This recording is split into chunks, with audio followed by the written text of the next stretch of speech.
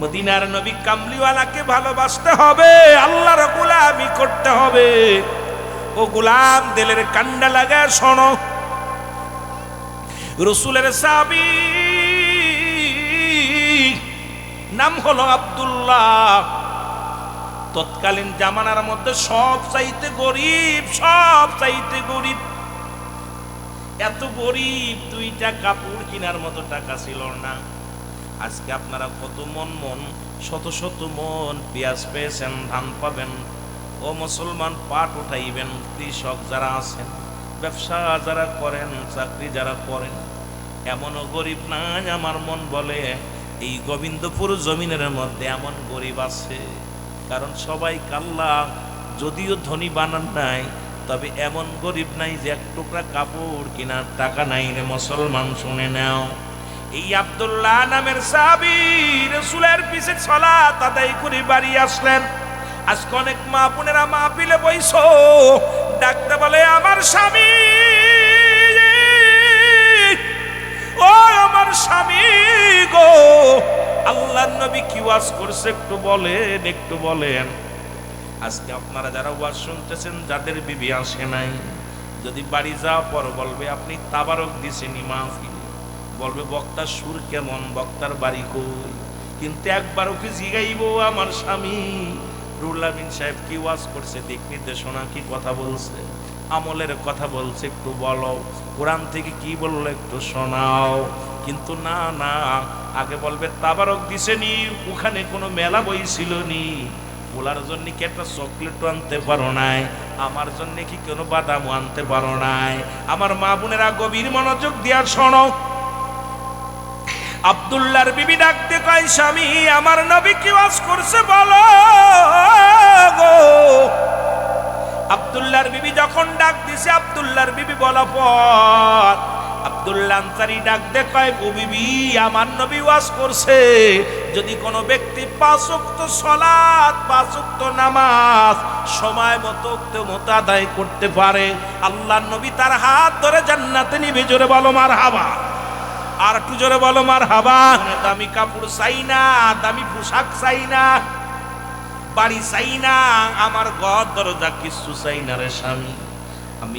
আপনি আমাকে একটু সুযোগ করে দিবেন, আমিও যেন 5 ওয়াক্ত সালাত, 5 ওয়াক্ত নামাজ সময় মতো আদায় করতে পারি।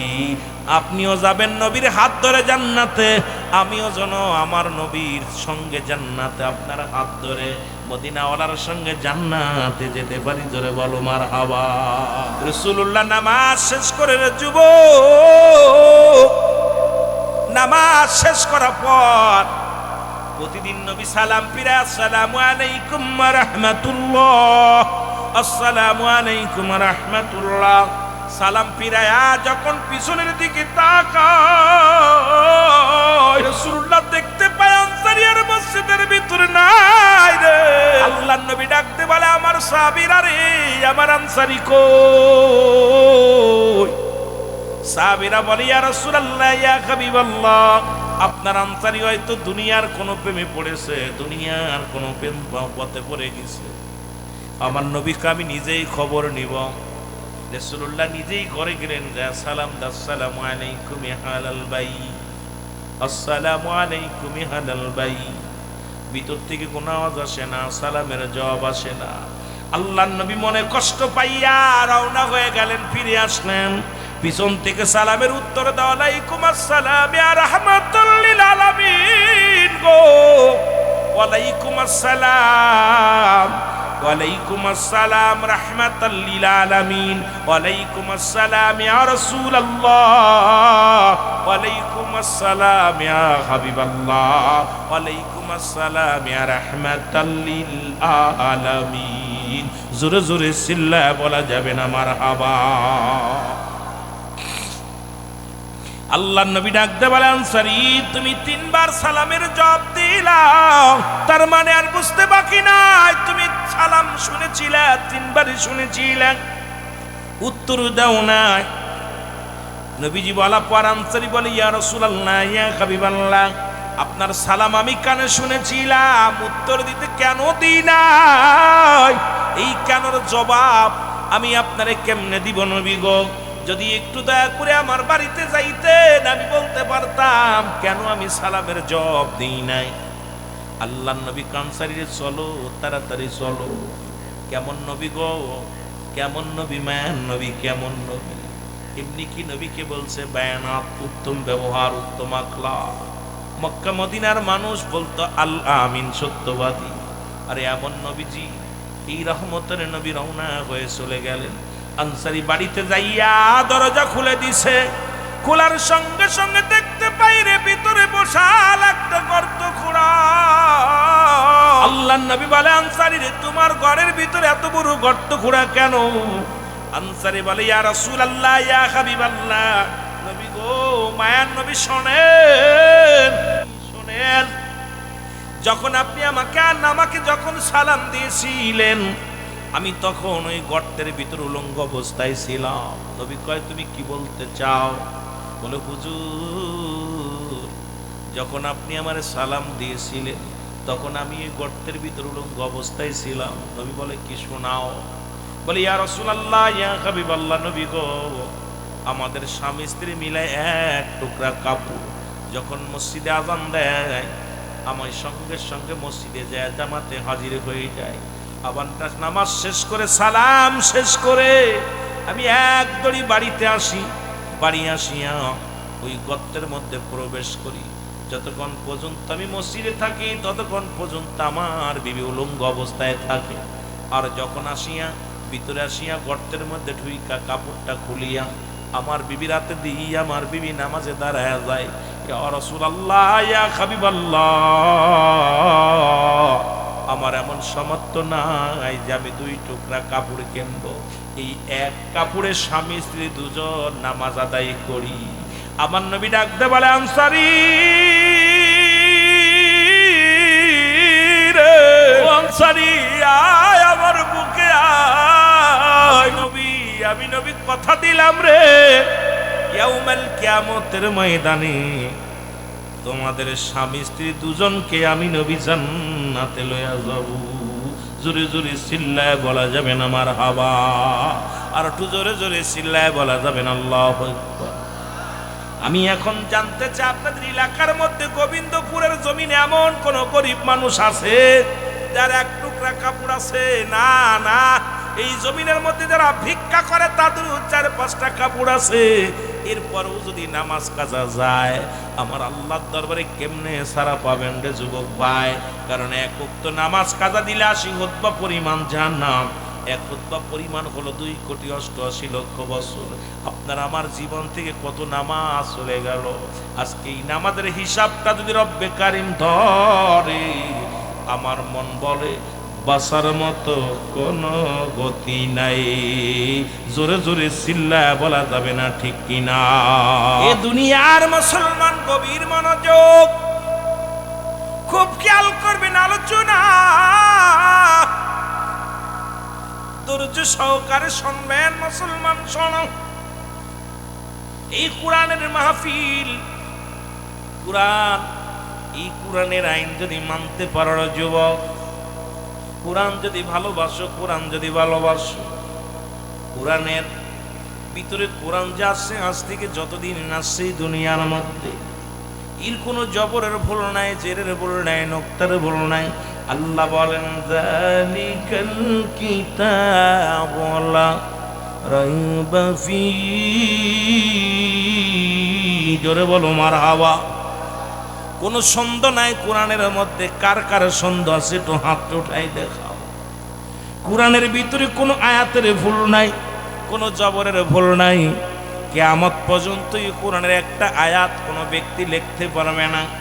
একটা আয়াত ও যুবক শুনে নাও, কোরআনের মতো এরকম একটা আয়াত বানায়া লেখার মতো ক্ষমতা আল্লাহ কারো দেয় নাই, কোনোদিন আসবেও না, সম্ভব নয়। এই কিতাবটা একমাত্র মানবে কারা? সব মানুষ মানবে না। আল্লাহ বলে হুদাল্লিল মুত্তাকিন, একমাত্র হেদায়েত প্রাপ্ত বান্দারা যারা এই দুনিয়ার মধ্যে, একমাত্র হেদায়েত প্রাপ্ত বান্দা যারা এই কোরআনের আইন মানবে, তারা কোরআন বুঝবে, তারা কোরআনের বিধান মানবে, তারা এই কোরআনকে তারা বুঝবে, কোরআনকে তারা মানবে। এই কোরআনের আইন চালু করলে মুসলমান শুনে নাও, আমার নবীজি বলে গেলেন, খুব খেয়াল করবেন দাদু ভাইয়েরা, লক্ষ্য করবেন মুসলমান বাবারা, এই কোরআনের আইন যদি মানো, দুনিয়ার মধ্যে ইচ্ছামতো চলা সম্ভব নয়। সুদ খাইতে পারবা না, ঘুষ খাইতে পারবা না, জিনা ব্যভিচার করতে পারবা না, অন্যায় করতে পারবা না, জুলুম করতে পারবা না। এই মুসলমান বাবারা আমার, এই দুনিয়ার মধ্যে তোমার মন গড়া মতো চলতে পারবা না। আল্লাহর বিধান মেনে রাসূলের সুন্নাত তরিকায় তোমার চলা লাগবে রে মুসলমান। আজকে কোরআনের আইন মানো, কোরআন মানো, আইন মানো না, আবার কোরআন মানো না, আইনও মানো না। আজকে কোরআনের বিধান, কোরআন একমাত্র সংবিধান যেটা পারে একমাত্র পৃথিবীর শান্তি দিতে, মানুষকে সত্যের পথ নিয়েতে, সত্যের গুমরাহি মানুষকে ফিরাইয়া দিনের পথে আনতে পারে একমাত্র আল কোরআন। সেই কোরআনের এত দাম, কোরআনের এত মান, কোরআনের এত সম্মান, জোরে জোরে চিল্লায় বলা যাবে না মারহাবা? আর একটু জোরে জোরে চিল্লায় বল আল্লাহু আকবার। এ যুবক, এই কোরআনের আইন যদি মানতে চাও, কোরআনের বিধান যদি মানতে চাও, আল্লাহর নবী বলে গেলেন, আমি যখন থাকবো না, আমার পরে দাঁড়াইবে কে? আমার স্থান দখল করবে কে? আমার প্রিয় সাহাবী হযরত আবু বকর সিদ্দিক রাদিয়াল্লাহু তাআলা। আবু বকর যখন থাকবে না, ওই স্থানে দাঁড়াইবে হযরত উমর ফারুক রাদিয়াল্লাহু তাআলা। হযরত উমর, মুসলমান শুনে নাও, হযরত উমর ফারুক রাদিয়াল্লাহু তাআলা যখন থাকবে না, ওই স্থানে দাঁড়াইবে হযরত উসমান গনি রাদিয়াল্লাহু তাআলা। যখন উসমান থাকবে না, ওই স্থানে দাঁড়াইবে হযরত আলী রাদিয়াল্লাহু তাআলা আনহু। জোরে জোরে চিল্লায় বলা যাবে না মারহাবা? আর একটু জোরে জোরে চিল্লায় বল আল্লাহু আকবার। এই খলিফা হযরত উমর, দ্বিতীয় খলিফা, ইসলামের দ্বিতীয় খলিফা, যিনি কোরআন দিয়ে দেশ পরিচালনা করে, কোরআনের আইন মানে, কোরআনের বিধান মানে, কোরআনকে মরণের মুসলমান, কোরআনকে বুকে ধারণ করে কোরআনকে ভালোবাসে। খলিফা হযরত উমর ফারুক রাদিয়াল্লাহু তাআলা আনহু। জোরে জোরে চিল্লায় বলো মারহাবা। তোমার একদিন ছদ্মবেশে রওনা দিলেন, তখন খলিফা, দেশ পরিচালনা করে হযরত উমর ফারুক। উনি একদিন ছদ্মবেশে, ওনার জামার মধ্যে 22টা তালি। যিনি দেশের খলিফা, দেশের যিনি প্রধান, কোরআনকে ভালোবাসে, আমার যুবক বাবারা শুনে নাও, এত ভালোবাসতেন কোরআন কি 22টা তালি যুক্ত কাপড় গায়ে দিয়ে চলে গেলেন, রওনা দিলেন, ছদ্মবেশে রওনা দিলেন, প্রজাদেরকে দেখার জন্য উনি রওনা দিয়ে গেলেন। যাইতে যাইতে মরু প্রান্তরে যাইতে হযরত উমর ফারুক রাদিয়াল্লাহু তাআলা আনহু পিপাসা লেগে গেছে, ক্ষুধাও লেগে গেছে। হাঁটতে হাঁটতে যা দেখে বিশাল মরু প্রান্তর। এই মরুতে যাইয়া দেখে একদল মুসলমান, একদল রাখালিরা বকরি লালন পালন করে, বকরি খাওয়ায়। সামনে যে সালাম দিলেন, তাদের মাথায় টুপি, দাড়িওয়ালা, পাগড়িওয়ালা। চিন্তা করলেন, এরা মুসলমান নিচ্ছি, আমিও মরো মুসলমান, ওরাও মুসলমান। উনি যে তাঁবুর মধ্যে সালাম দিলেন, আসসালামু আলাইকুম, ও রাখালেরা রে, রাখালেরা বাইর হয়ে আসলেন, ওয়ালাইকুম আসসালাম। আমি পিপাসিত মানুষ, আমি একজন পথিক, তুমি যদি পারো, তোমার অনুরোধ করি, তোমার বকরি থেকে এক পেয়ালা দুধ পান করাও আমাকে। এই দুধটুকু আমাকে পান করাও। একে লাগছে খিদা, 2 নম্বর হলো পিপাসায় বুকটা আমার ফেটে যায়। ও রাখাল, আমাকে একটু দুধ দাও। রাখাল বলে, ও পথিক, তোমার এত চিনি না, তবে শুনে নাও, শুনে নাও, শুনে নাও, এই বকরি থেকে এক পেয়ালা তো দূরের কথা, 1 ফোঁটা দুধ আমি দিতে পারবো না। আর একটু জোরে। হযরত উমর ফারুক ডাকতে বলে, রাখাল, দুধ চাইলাম, দিতে পারবা না, কারণটা কি বলো? বলে, তুমি শুনে রাখো, এই বকরির মালিক আমি না, এই বকরির মালিকের বাড়ি 30 মাইল দূরে, আমার থেকে 30 মাইল দূরে। আমি শুধু তার কর্মচারী, সুতরাং এই দুধ যদি আমি তোমাকে দিই, আমার মালিককে আমি ঠগায়া দিব, আমার মালিকের কাছে আমি মিথ্যাবাদী হয়ে যাব, আমানতের খেয়ানতদারি হয়ে যাব। প্রতীক শোনো, তোমার যদি দুধ খাইতেই হয়, যদি নিতেই হয়, এখান থেকে 30 মাইল দূরে যাইয়া আমার মালিকের ঠিকানা আমি দিচ্ছি, যা অনুমতি নিয়ে আসো। এক পেয়ালা নয়, তোমাকে যত লাগবে ততই দিব, কিন্তু মালিকের হুকুম ছাড়া এক পেয়ালা তো দূরের কথা, 100 টাকা দুধ আমি দিতে পারবো না। জোরে বলো মারহাবা। কোরআনের আইন একটু বুঝে নাও, তারপরে আমি আলোচনায় যাই। ধীরে ধীরে আলোচনার মধ্যে আগাইব। কষ্ট হচ্ছে আপনাদের? আমরা কি করতাম? দিতেননি। আর দুর্নীতিবাজ, তার মানে কোরআন মানেন না। ওটা কি আপনার বাবার সম্পদ, আপনি দিবেন? সুরে সুরে দেশ গেছে বইরা, জোরে বলেন ঠিক কিনা? হযরতে খলিফা হযরত ওমর ফারুক রাদিয়াল্লাহু তাআলা আনহু ডাকতে বলে, প্রতীক রে, তোমার মালিক তো দেখছে না 30 মাইল দূরে। আমিও পিপাসায় বড় কাতর, ওখান থেকে অনুমতি আনতে যাইয়া নির্ঘাত মারা যাব, এই চৈত্র নদীর মধ্যে মারা যাব, মরু প্রান্তরে মারা যাব। ওর সে ভালো তুমি একটু দুধ আমাকে দাও, তুমিও মুসলমান আমিও মুসলমান, আমি একটু বাঁচবো খাইয়া, পিপাসা নিবারণ হবে। এবার রাখাল ডাকতে কয়, প্রতীক শোনো, তুমি কার রাজ্যে দাঁড়ায়া তুমি কথাগুলো বলতেছো জানো? এই রাজ্য পরিচালনা করে খলিফা হযরত ওমর ফারুক। তিনি সাধারণ কোনো মানুষ নয়, তিনি কোরআনের আইন চালু করেছে। সুতরাং তার গুপ্তচর যদি জানতে পারে, আমি রাখালের বরদান থাকবে না। সুতরাং উমরের রাজ্যে 2 নাম্বারি করা চলবে না। জোরে জোরে চিল্লায় বলা যাবে না মারহাবা। সত্য পথ চল, সত্য বল, সৎ পথে চল, ওরে আমার মন, সত্য বল, সৎ পথে চল, ওরে বোকাম। কোন মাসারি সত্যবাদীদের সঙ্গে চলো। কারা চলবে? আল্লাহ বলে, ইয়া আইয়ুহাল্লাযীনা আমানু, ঈমানদার বিশ্বাসীরা। ঈমানদার কখনো ধোঁকাবাজকে বন্ধু বানাইতে পারে না, বেঈমানকে বন্ধু বানাইতে পারে না, সিটার বাটপারকে বন্ধু বানাইতে পারে না, গান্দাখোরকে বন্ধু বানাইতে পারে না, মদখোরকে বন্ধু বানাইতে পারে না, জিনাখোরকে বন্ধু বানাইতে পারে না। ঈমানদারের বন্ধু হয় ঈমানদার। জোরে বলেন ঠিক কিনা?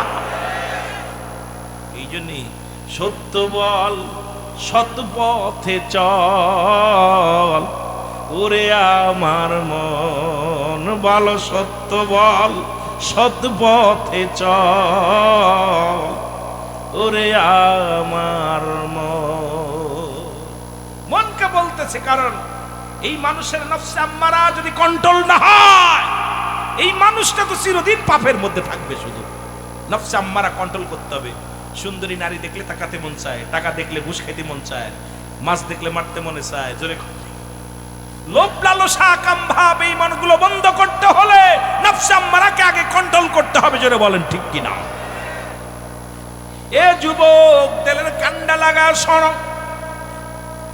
খলিফা হযরত ওমর ফারুক ডাকতে বলে, ও রাখাল, এখানে তো কোনো খলিফার লোক নাই, ওমর ফারুকের লোক নাই, তোমার মালিকের লোক নাই, তুমি আমাকে এক পেয়ালা দুধ দাও। রাখাল বলে, তুমি একটা চোর। রাখাল ডাকতে কয়, তুমি একটা চোর। হযরত ওমর ফারুক কান্দি, খলিফারে যদি চোর পাওয়া যায়, আপনাদের এমপি সাহেবরা যদি চোর বলি, সকাল বেলায় গ্রেফতার হতে হবে, ঠিক কিনা? যদি আপনাদের মেম্বাররা চোর বলি, চেয়ারম্যানরা চোর বলি, কথা কয় ধরবেন নি? মব সৃষ্টি করে একবারে আমার দুনিয়া থেকে বিদায় করে দিবেন। কারণ আমি যদি চোর বলি, যদি বাটপার বলি মুসলমান, বাংলাদেশে একটা সৃষ্টি হয়েছে মব সৃষ্টি। ওরে পকেট মার বানায়া, থোকাবাজ বানায়া, চোর বানায়া জনমের তরে বিদায় করে দিতেছে। আজকে এই যে অবস্থা, বাংলাদেশের অবস্থা, আমার বাবারা আমার, এটা তো মুসলিম রাষ্ট্রে এটা মেনে নেওয়া যায় না, কখনো মেনে নেওয়া যায় না। যেখানে মানুষের দিলে কোনো দয়া নাই, মায়া নাই, সেই দেশে বর্তমান আমরা আছি। আল্লাহ যেন এই দেশকে রক্ষা করে, এই দেশের প্রতিটা নাগরিককে আল্লাহ যেন দয়া করে। জোরে বলুন আমি। কলিপত্র তোমার ফারুক গোপনে ডাকতে নিয়ে কই, রাখাল শোনো, এ রাখাল শোনো, এই নাও 40টা মোহর আছে আমার পকেটে। কত? 40টা মোহর। এইটা নিয়ে তুমি আমার এক পেয়ালা দুধ দাও। আমার পকেট ভর্তি টাকা আছে, ক্ষুধার যন্ত্রণায় ছটফট করি। রাখাল রাগান্বিত হয়ে বলে, আমি তো মনে করেছিলাম তুমি একজন চোর, মুসলমান চোর, এখন দেখি তুমি একটা নামদারি মুসলমান মুনাফিক। তোমার মতো মুনাফিক আর দুনিয়ার মধ্যে নেই। হযরত উমরে ফারুকের মতো মানুষ, যাকে খলিফা তাকে মুনাফিক বলে গালি দিলেন। এবার হযরত উমরে ফারুক ডাক দেবে, রাখাল রে, তুমি আমারে চোর বললে মেনে নিলাম, কিন্তু আমাকে মুনাফিক বললা কেমন করে? এবার রাখাল ডাকতে কয়, ও প্রতীক শোনো, তোমার মতো মুনাফিক আমার নজরে পড়ে নাই। আমার মালিকও দেখছে না, হযরত উমরে ফারুকও দেখছে না, উমরের কর্মচারীরাও দেখছে না। তুমি কি ভুলে গেলে তুমি কেমন মুসলমান? তোমার আমার মালিক যিনি, আসমান জমিনের মালিক যিনি, তিনি কি দেখছে না? সুতরাং তুমি একজন মুনাফিক মুসলমান, তুমি গোপনে আমারে ঘুষ দিতে চাও, তোমার মতো মুনাফিক মুসলমান তুমি দূর হয়ে যাও। হযরত উমরে ফারুকের চোখ দিয়ে পানি বাইর হয়ে গেছে, দর দর করে পানিগুলো ছেড়ে দিছে। ডাকতে বলে, রব্বে কারীম,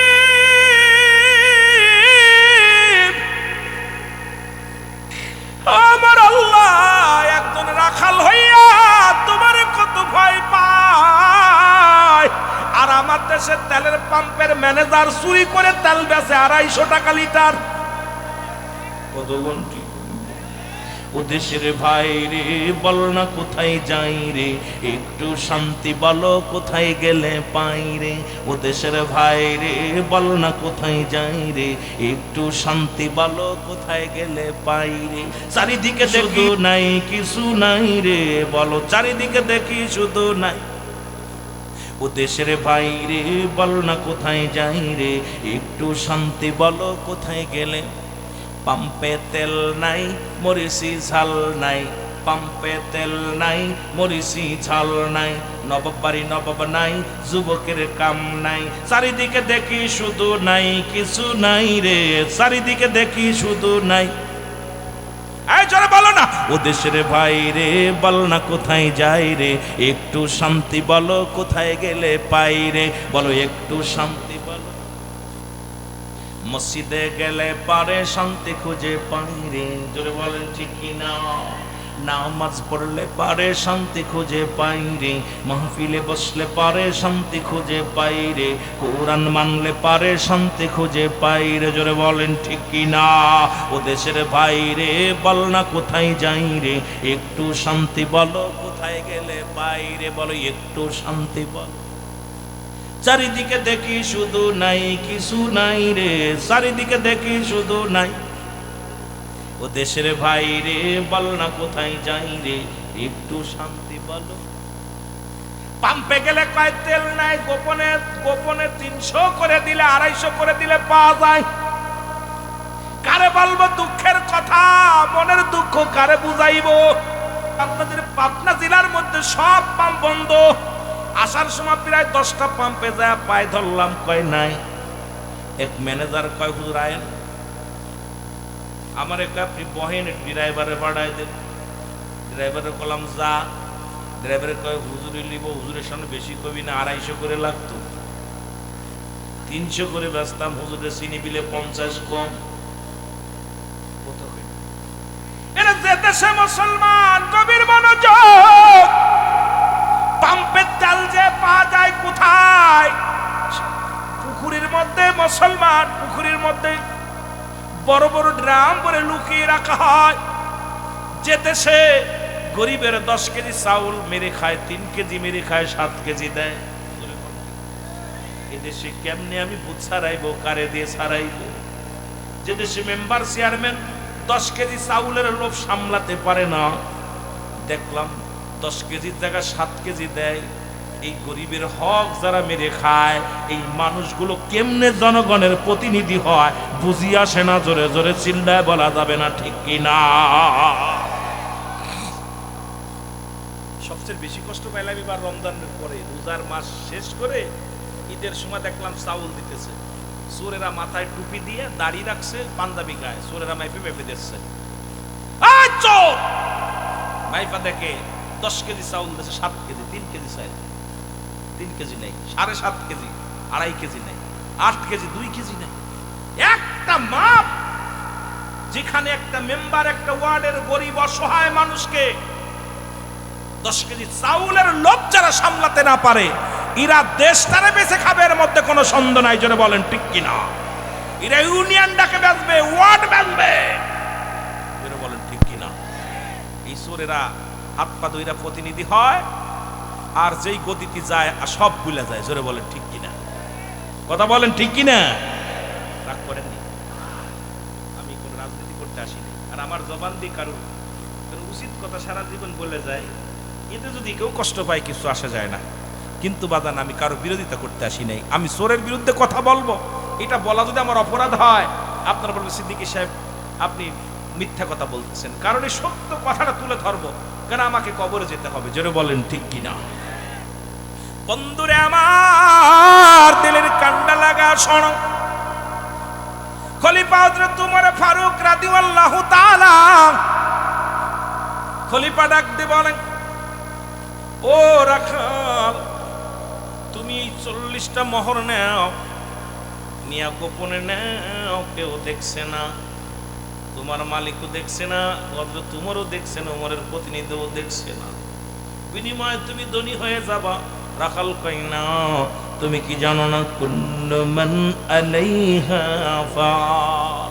ওই মুনাফিক বলে, উমরে ফারুক ডাক দে, মশাই ডাক দে, কয় রাখাল, রাখাল কয় ও পথিক, এইটা দিয়ে হবে কি? সম্পদ বানাইবো, সম্পদ কি থাকবে? আমার আল্লাহ কয় এই দুনিয়াটা আমি চূর্ণ বিচ্ছিন্ন করে দিব।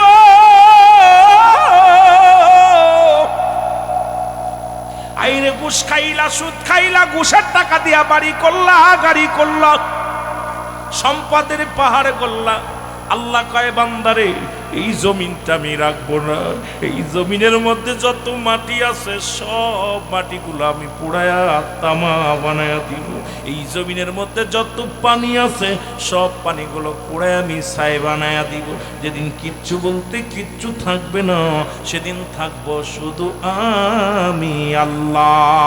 ও পথিক, ওমরে তো চেনে নাই, কয় পথিক রে, সেই রব্বে কারিমকে ভয় করো, যেদিন সব শেষ হয়ে যাবে থাকবে শুধু তোমার আমার আল্লাহ। কুল্লু মান আলাইহা ফান, সব শেষ করে দিবে কে? প্রধানমন্ত্রী দিব? এমপি সাহেব? বাজান রে আমার, গভীর মনোযোগ। উমর থরথর করে কাঁপন শুরু করলো। একজন পথিকের, মুসলমান রাখালের কথা শুনে রাখাল ডাকতে কয়, ও পথিক, কি হবে এই 40টা মোহর দিয়া? আর আমাদের ঘুষ নেয় কেমনে? পকেট বইরা ঘুষ নেয়। এই যে ঘুষখোর, এই হারামখোর, এই হারামখোররা জীবনেও ভালো হবে না। হারাম খাইতে খাইতে ঘুষ খা, হারাম না হালাল? এ জোরে কর, আরো জোরে। সুদ খা, হারাম না হালাল? শুয়োরের গোস্ত খা, হারাম না হালাল? ওই ঘুষখোরকে ধরে ধরে শুয়োরের গোস্ত খাইতে হবে। ঘুষখোররা একটারও গরুর গোস্ত খাইতে দিতে হবে না, মশির গোস্ত খাইতে পারবে না, মুরগির গোস্ত খাবে না। ওদের পাত বইরা দিতে হইব, প্লেট বইরা দিতে হইব শুয়োরের গোস্ত। খাবি ঘুষ, খাবি সুদ, আর খাবি গরুর গোস্ত আর মুরগির গোস্ত। এটা চলবে না বাংলাদেশে। ধরে বলেন ঠিক কিনা?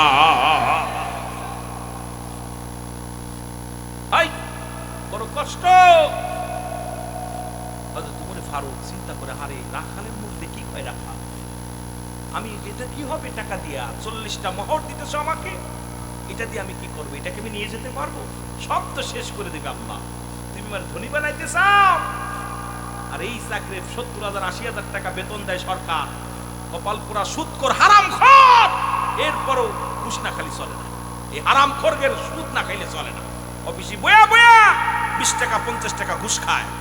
এই হারামখোরদের কি বলবো? এরা হারামখোর।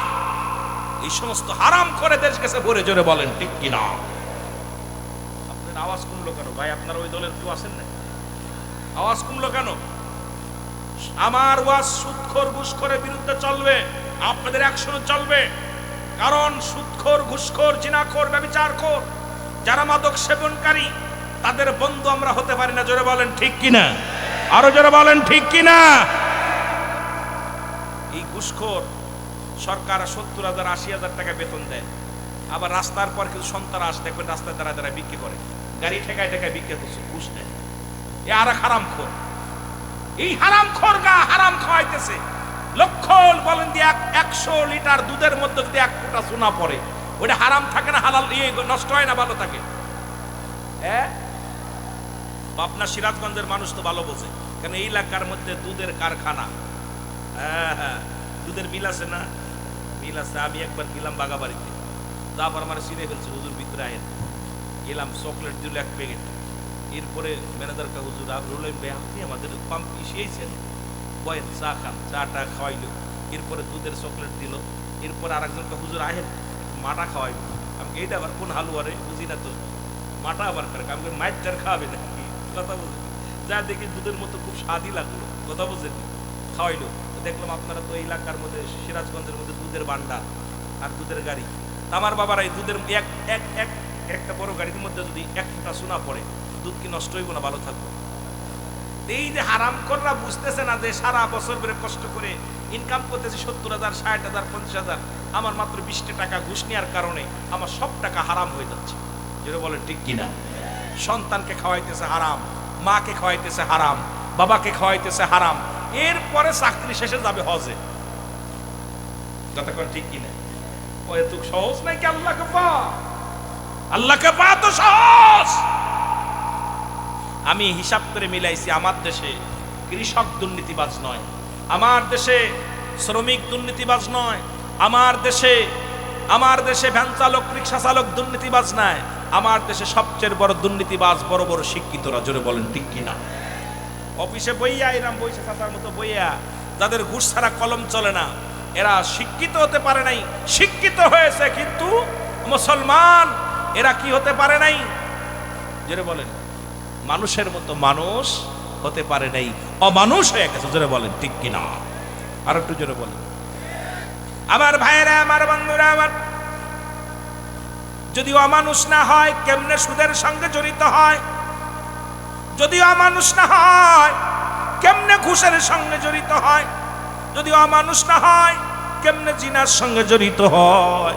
কেমনে মুসলমান মাদক সেবিকার সঙ্গে জড়িত হয়? এই অমানুষগুলো হযরত উমরে ফারুক ওই রাখালের কথা শুনে থরথর করে কাঁপা শুরু করলাম। ডাক দে কয়, প্রতিক্রে যে জমিনের মধ্যে দাঁড়ায়া তুমি আমারে ঘুষ দাও, এই জমিনটা আমার আল্লাহ রাখবে না, এই জমিনটা আল্লাহ পুরায়া তামা বানায়া দিবে। এই জমিনের মধ্যে যা কিছু আছে সব আল্লাহর জন্য বিচ্ছিন্ন করে দিবে। সুতরাং খলিফা ওমর নিজের কন্ট্রোল করলেন, কন্ট্রোল করে বলেন, ও পতি, ও রাখাল, তোমার কি জীবনে কোনো চা নাই? সারা জীবনকারী কি রাখালি করো? রাখাল ডাক দে কয়, প্রতিক্রে আমার 2টা চাওয়া, একটা হলো আমার আল্লাহর কাছে একটা জিনিস চাই, সেটা হলো আমি হালাল ভাবে জীবন যাপন করে সৎভাবে ঈমান নিয়ে যেন মরতে পারি, মরার পরে যেন আমার আল্লাহ আমাকে একটা জান্নাত দান করে। জোরে জোরে চিল্লায় বলা যাবে না মারহাবা। 1 নাম্বার দাবি হলো আমি ঈমান নিয়ে মরতে চাই আর জান্নাত চাই। সুবহানাল্লাহ বলেন না? দেখছেন একজন রাখালের আদর্শ আমার দেশের, আপনারা জানেন, শুনছেন, অনেক মিডিয়ার ভাইয়েরা, অনেক যুবক ভাইয়েরা আছেন যে দেশে পিয়নের 5 তলা বাড়ি হয়, যে দেশে পিয়ন মুসলমান, আমাদের এমপির পিয়ন, এমপির পিএস, এমপির মুসলমান বডিগার্ড, যাদের বাড়ির অভাব হয় না, গাড়ির অভাব হয় না, কই থেকে এত কামাইলি এটা ধরবে কে রে বাবা? যারে দিয়া ধরাইব সে তো এক নাম্বার চোর, জোরে বলেন ঠিক কিনা? এত আসে কই থেকে? চাকরি করে যে বেতন পাও তা দ্বারা দূরে লবণ ভাত খাওয়া যায়, বাড়ির মালিক গাড়ির মালিক হওয়া যায় না। তুমি 10 তলা 20 তলার বাড়ির মালিক, ফ্ল্যাটের মালিক, তুমি মুসলমান জগতের মধ্যে পরের ধন সম্পদ লুটতারাজ করে নিছো, একদিন আল্লাহর কাছে জবাব দিতে হবে, জোরে বলেন ঠিক কিনা? কি জবাব দিবি রে তুই আল্লাহর কাছে? হায়রে মানুষ শুধু বেহুশ, হায়রে মানুষ দুনিয়ার পিছে, কি জবাব দিবি রে তুই আল্লাহর কাছে? বল কি জবাব দিবি রে তুই? একটু মহব্বতে চিল্লায় বলেন, আইরে মানুষ শুধু বেহুশ, আইরে মানুষ দুনিয়ার পিছে, কি জবাব দিবি রে তুই আল্লাহর কাছে? বল কি জবাব দিবি রে তুই আল্লাহ? ধোঁকাবাজি তালবাহানা করবি আর কতদিন ভাইয়া, একদিন তোর যাইতে হবে ওই না কবরে, হায় হায় একদিন তোর যাইতে হবে মাটির কবরে। কি জবাব দিবি রে তুই আল্লাহর কাছে? বল কি জবাব দিবি রে তুই? একটু মহব্বতে ছিলে বলেন, কি জবাব দিবি রে তুই? ফেরেশতারা খায় না ঘুষ, থাকবে না সেদিন যে হুশ। ফেরেশতারা খায় না ঘুষ, থাকবে না সেদিন হুশ। কি উপায় হবে তোর অন্ধকারে, হায় হায় কি গতি হইবে সেদিন অন্ধকারে।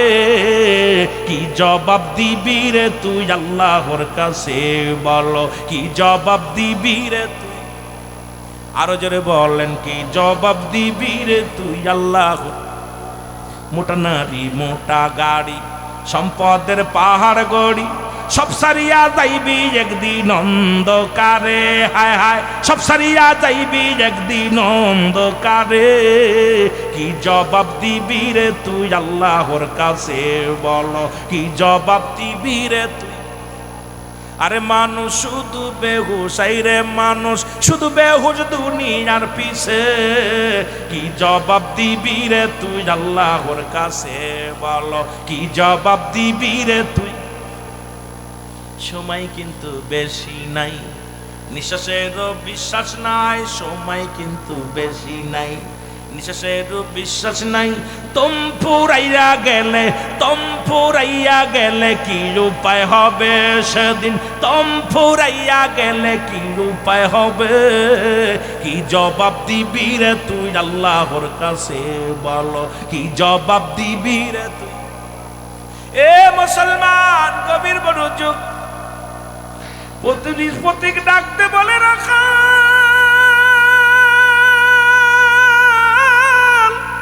রাখাল রে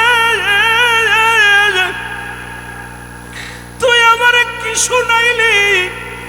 বলে আমি শুনাই যেন আমার মৃত্যু হয় রে। কারণ 3টা বিপদ দুনিয়ার মধ্যে, নাম্বার 1 বিপদ হলো মানুষের মরণ,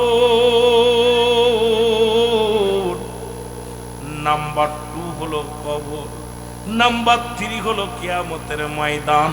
প্রতিটা মানুষের বিপদ হলো 3টা ঘাটি। নাম্বার 1 হলো মানুষের মরণ। এই মরণের হাত থেকে বাঁচার মতো কোনো পথ নাই রে, মরণ থেকে পালানোর মতো কোনো পথ নাই। ও যুবক,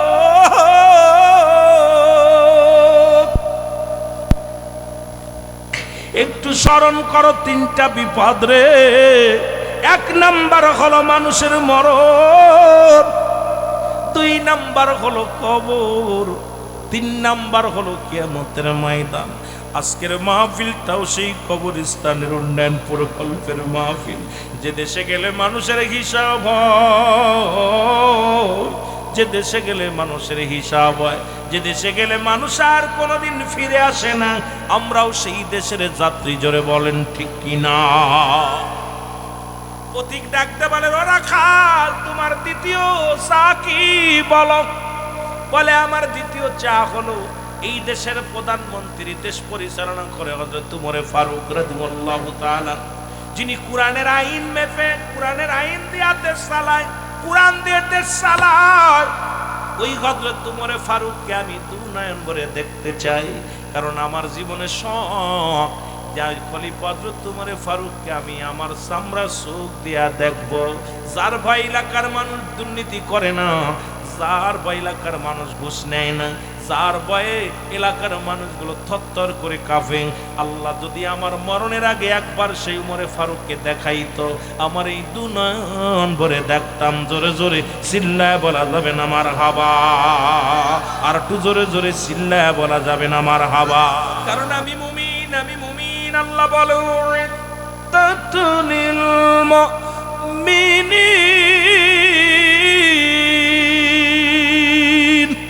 আল্লাহ বলে মুমিনদের জন্য, মুত্তাকিনদের জন্য আমি আল্লাহ প্রস্তুতি করে রাখছি আটটা জান্নাত। জোরে জোরে চিল্লায় বলা যাবে না মারহাবা, আর একটু জোরে জোরে চিল্লায় বলা যাবে না আল্লাহু আকবার। মুহাব্বতের সঙ্গে দুরূদ শরীফ পড়েন, আল্লাহুম্মা।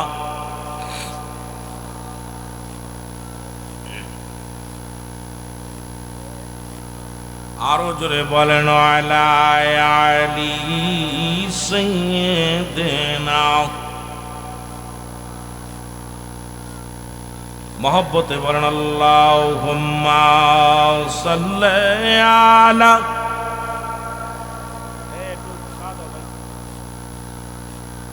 ওয়ালা আলি সাইয়্যিদিনা।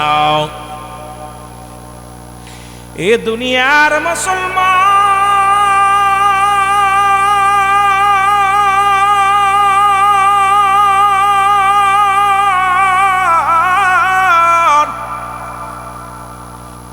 হযরত ওমর ফারুক রাদিয়াল্লাহু তাআলা দেখতে বলে, রাখাল, আমি তোমার জন্য দোয়া করি, আল্লাহ যেন তোমারে জান্নাত দেয়। হাত উঠায় দোয়া করে রাখ মুসলমান প্রতি, রব্বুল আলামিন এই রাখালের মনের আশা তুমি পুরা করো গো আমার আল্লাহ। এই রাখালকে তুমি একটা জান্নাত দিয়ে দিও গো আমার আল্লাহ। এই রাখালকে তুমি খালি হাতে ফিরাই দিও না রে আল্লাহ।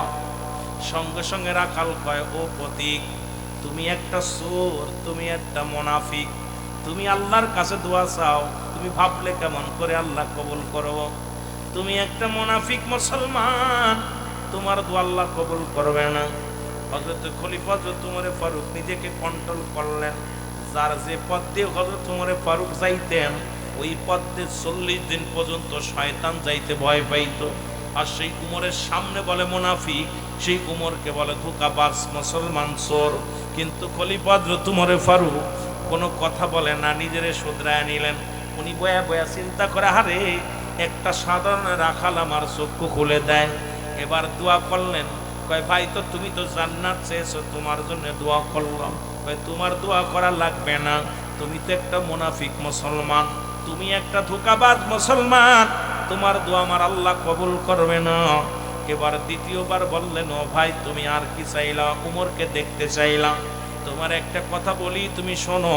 আমি প্রতীক হইয়া তোমার জানায়া দিয়ে গেলাম, আগামীকাল ফজরের নামাজের ইমামতি করবে হযরত ওমর ফারুক রাদিয়াল্লাহু তাআলা। তুমি মসজিদে নববীর মধ্যে যাইবা, খলিফা হযরত ওমরকে তুমি চোখ দিয়া প্রাণ ভরে দেখে নিবা। জোরে বলেন মারহাবা। দেখছেন নি? আর আমার দেশের এমপিরা নামাজ পড়াতে গেলে তাদের অবস্থা খারাপ। আমার দেশে যত চেয়ারম্যান আছে তারা প্রস্তাব করে, বয়া করতে পারে না।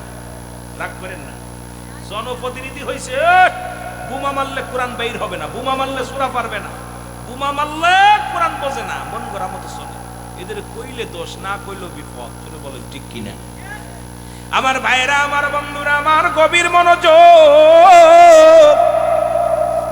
খলিফা হযরত ওমর ফারুক ডাক দেখো, রাখাল, তুমি আজকে ফজরের নামাজে যাইবা, হযরত ওমরের সাক্ষাৎ পেয়ে যাবা, সামনের কাতারে যে বসবা। আমি গরিব মানুষ, একাধিক দিন গিয়েছি, কিন্তু খলিফা তো তোমার সঙ্গে দেখা করার সম্ভব হয় নাই। আমি গরিব মানুষ, সামনের কাতারে জায়গা পাই নাই, এই কারণে আমার দেখাও সম্ভব হয় নাই। এবার মুসলমান খলিফা ছদ্মবেশী খলিফা তোমারে ফারুক ডাকতে বলে, রাখাল রে, আমি তোমাকে বললাম তুমি আগামীকাল যাবা, যাইয়া মসজিদ নববীর মধ্যে প্রথম কাতারে বা দাঁড়াইবা। প্রথম কাতারে দাঁড়াইলেই তুমি দেখতে পাইবা খলিফা তোমারে ফারুক ওই মসজিদ ইমামতি করবে, আর মসজিদের সামনে একদম প্রথম কাতারে তুমি বইয়া খলিফার সঙ্গে কোলাকুলি করবা, কৌশল বিনিময় করবা। জোরে জোরে চিল্লায় বলা যাবে না সুবহানাল্লাহ। রাখাল বাড়ি চলে আসলেন। বাড়ি আইয়া রাখাল এইবার বাড়ি আইয়া মাগরিবের নামাজ আদায় করলেন। ঈশার নামাজ আদায় করিয়া চিন্তা করে, আল্লাহ, এই লোকটাকে আমি এত গালি দিলাম, ওই 22 তালি জামা গায়ে দিয়া ওই লোকটা এতগুলো তালি গায়ের মধ্যে, কিন্তু তো সিয়ারা সুরতের মধ্যে সাধারণ পাবলিকের মতো লাগে না। মন বলল ওই লোকটা মনে হয় একজন বিদেশি মানুষ, কিন্তু লোকটার ভিতরে কোনো ইনে রাগ নাই। তাকে আমি সুর বললাম, মুনাফিক বললাম, গুন্ডা বললাম, কত কি বললাম, একবারও প্রতিবাদ করল না। আবার আমি যখন ইমানের সঙ্গে মরণ হইয়া আল্লাহর জান্নাত চাইলাম, লোকটা আমার জন্য উল্টারও দোয়া করলো। এবার উমরের সঙ্গে দেখা হবে তাও আমারে জানায়া দিয়ে গেল। আমি যাব আজকে ফজরের নামাজ মসজিদে নববীর মধ্যে যাইয়া প্রথম কাতারে যে দাঁড়াইয়া নামাজ পড়ব, যদি কপাল হয় বালা হয় আমি হযরত উমরে ফারুককে আমি প্রাণ ভরে দেখে নিব। জোরে জোরে চিল্লায় বলা যাবে না মারহাবা। মদিনা যাইতে পারলাম না, মদিনা, একটু মহব্বতে চিল্লায় বলেন, মদিনা যাইতে পারলাম না, মদিনা। আমি অসহায় তাই এত দূরে রই, আমি অসহায় তাই এত দূরে রই, দূর থেকে সালাম জানাই, বলো দূর থেকে জানাই, মদিনা যাইতে পারলাম না, মদিনা। একটু মহব্বতে চিল্লায় বলো, মদিনা যাইতে পারলাম না, মদিনা। মদিনার নাম কত সুন্দর,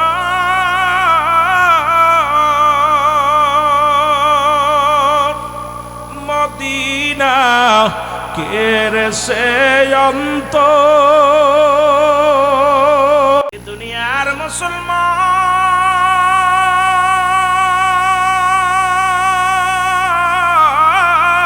বান্দা যখন জান্নাতের বাগানের দিকে রওনা হয়ে যায়, প্রতিটা কদমে কদমে ওই বান্দার জীবনের সগীরা গুনাহগুলো আমার আল্লাহ মাফ করে দেয়। জোরে বলেন মারহাবা।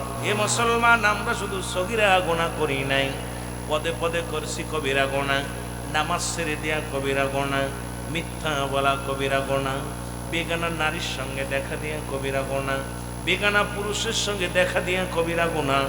যদি ওয়াজ শুনলে অনেক আলেমের কলিজার মধ্যে লাগে, তেল পড়া পানি পড়া মৌলবীদের কষ্ট হয়। কারণ যে সমস্ত মহিলাদেরকে নিয়ে ব্যবসা বাণিজ্য করে তাদের কষ্ট হয়। আজকে সমাজের মধ্যে উচিত কথা বললেই কষ্ট হয়। অধিকাংশ ইমাম সাহেবের কষ্ট হয়, যারা তাবিজ পড়া পানি পড়া তেল পড়া যারা দেয় তাদের তারও কষ্ট হয়। শুনে নাও মুসলমান, শোনো, এক কথায় বেগানা নারী চেহারা দেখা হারাম। হারামকে হালাল বলার কোনো একটার কারণ নাই। আরে আমি মাওলানার নাই, আপনারও নাই, কোনো মুক্তির নাই।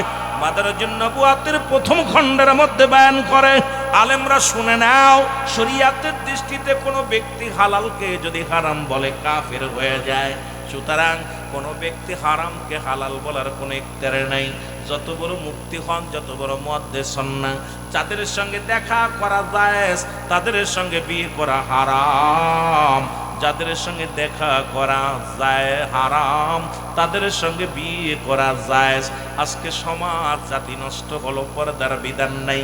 ও যুবক বন্ধুরা আমার শুনে নাও, নামাজ ছেড়ে দিয়ে আকক্ত নামাজ ছেড়ে দিলে সে খুতবা পরিমাণ জাহান্নাম। এক খুতবা পরিমাণ হলো 2,88,00,000 বছর আপনার আমার জীবন থেকে যত নামাজগুলো ছুটে গেল। এই নামাজের হিসাব যদি রব্বে কারিম ধরে, আমার মন বলে বাঁচার কোনো উপায় নাই। ধরে বলেন ঠিক কিনা? কারণ কিয়ামত পর্যন্ত আর কোনো নবী আইব না। কিয়ামত পর্যন্ত নবীদের দরজা বন্ধ। কিয়ামত পর্যন্ত যুবক দিলের কান্ডা লাগা শোনো, কিয়ামত পর্যন্ত নবীদের দরজা বন্ধ, কিয়ামত পর্যন্ত তওবার দরজা খোলা। আল্লামা কুতুবী রাহমাতুল্লাহ বয়ান করে, দুনিয়ার মানুষ শুনে নাও, এত গুনাহ করলা, এই গুনার বোঝা মাথায় লইয়া যদি কোনো ব্যক্তি, ও যুবক শোনো গো, ওই জান্নাতের বাগানখানাকে ধরে খাস তওবা করে, আল্লাহ বলে ডাক দেয়, আল্লাহ রব্বুল আলামিন বান্দার জীবনের সব গুনাহ মাফ করে দেয়। জোরে বলেন সুবহান। আসার কারণে সগীরা গুনাহ, ছোট গুনাহ মাফ। এখানে বইয়া খাস তওবা করে আল্লাহ বলে যদি ডাক দেয়া যায়। কারণ মানুষের আশার সিরিয়াল আছে, যার কোনো সিরিয়াল নাই। দেখা যায় বাবা জিন্দা, সন্তান দুনিয়ার মধ্যে নাই। ও যুবক দিলের কান্ডা লাগা শোনো, বাবার কাঁধে সন্তানের লাশ, সন্তানের কাঁধে বাবার লাশ, দাদার কাঁধে নাতির লাশ, নাতির কাঁধে দাদার লাশ। এখন আমরা এখানে বসে আছি, সকাল পর্যন্ত বেঁচে থাকবো কেউ গ্যারান্টি দিতে পারবো না। কারণ পরবর্তী সময় আপনার আমার জন্য কি নিয়ামত বয়ে আনতেছে আপনি নিজেও জানেন না। সুতরাং ও মুসলমান, গভীর মনোযোগ। সুতরাং আসার সিরিয়াল আছে, যার কোনো সিরিয়াল নাই। দুইটা টাইমে মানুষের মরণ হয়, একটা হলো রাতের বেলা, একটা হলো দিনের বেলা। ও যুবক বন্ধুরা আমার, বাবারা শুনে নাও, একটা হলো দিনের বেলা মৃত্যু হয়, আর একটা রাতের বেলা মৃত্যু হয় রে। শুরু করেছি মৃত্যু বরণ করি নাই, দিনের শুরু হলো যুবক আমার বাবারা শোনো, দিনের শুরু হলো ফজর বান্দা। ফজরে 2 রাকাত সুন্নাত নামাজ তুমি আদায় করলা, সঙ্গে সঙ্গে তুমি হয়ে গেলে আমার রসুলের প্রেমিক। যদি নবী বইলা দাবি করো যে আমরা নবীর উম্মত, যেহেতু আমার নবীজির মহব্বত, নবীজির ভালোবাসা, নবীজির প্রেম অন্তরে নাই, বুকের দাড়িগুলো সাজপা আর নামাজ কাজা দিয়া, শরীয়তের বিধান বাদ দিয়া এই সমাজের মধ্যে চলবা আর বলবা আমি নবীর উম্মত, এটা কেমনে হয়? কেমনে হয় বুঝি আসে না রে যুবক, শুনে নাও। কারণ এখন ফজরের 2 রাকাত সুন্নাত নামাজ তুমি আদায় করলা, সঙ্গে সঙ্গে হয়ে গেলা তুমি নবীর প্রেমিক। এইবার 2 রাকাত ফরজ নামাজ তুমি আদায় করলা, সঙ্গে সঙ্গে হয়ে গেলা তুমি আল্লাহর গোলাম। এখনো যদি দিনের মধ্যে মরণ হয়, তুমি হবা আমার নবীর প্রেমিক, আল্লাহর গোলাম। ধরে বলেন মারহাবা। সুতরাং মুসলমান শুনে নাও, শোনো, এইবার দিনের মধ্যে মরণ হয় না, রাতের মধ্যে মরণ হবে, এর মধ্যে কোনো সন্দেহ নাই। রাত্রে যে কোনো মুহূর্তে আপনি মারা যেতে পারেন। কত মানুষ গমের ঘরে মারা যায়, গাড়ির মধ্যে মারা যায়। কেউ কি জানতো? ও মুসলমান, কেউ কি জানতো পাটুরিয়া ঘাটে মুসলমান ফেরিঘাটে উঠতে যাইয়া গাড়ির মধ্যে সব যাত্রী নিয়ে তলিয়ে যাবে, পানির মধ্যে চলে যাবে? ভাবতেও পারে নাই, কখনো ভাবতে পারে নাই।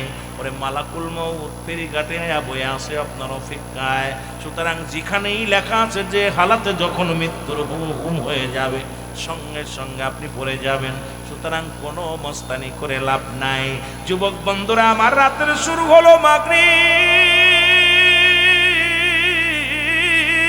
এই মাগরিবের 3 রাকাত ফরজ নামাজ তুমি আদায় করলা, ও বান্দা, সঙ্গে সঙ্গে তুমি হয়ে গেলে আল্লাহর গোলাম। ও যুবক, এইবার 2 রাকাত সুন্নাত নামাজ তুমি আদায় করলা, সঙ্গে সঙ্গে তুমি হয়ে গেলে আমার নবীর প্রেমিক। এখন নামাজ দিনের বেলাও নামাজের খোঁজ নাই, রাতের বেলাও নামাজের খোঁজ নাই। মুসলমান বলে দাবি করলাম, কেমন মুসলমান? সমস্ত খারাপ কাজ থেকে বাঁচায় ও মাত্র একমাত্র নামাজ। ও যুবক, মুসলমান এবং কাফেরদের মধ্যে পার্থক্য হলো নামাজ। সেই নামাজের সঙ্গে তাদের সম্পর্ক নাই। এ কেমনে করে মুসলমান বলে দাবি করে? যে দলের লোক হোক না কেন, সে সরদার দল হোক, আর এমপির দল হোক, আর মন্ত্রীর দল হোক, ও মুসলমান সৈয়দ গোষ্ঠী আর মোল্লা গোষ্ঠী দেখার সময় নাই। কারণ নামাজ যার নাই সে তো মুসলমান থাকতে পারে না। মুসলমান হয়ে দাবি করতে হলে নামাজের সাথে সম্পর্ক থাকা লাগবে কি লাগবে না? আর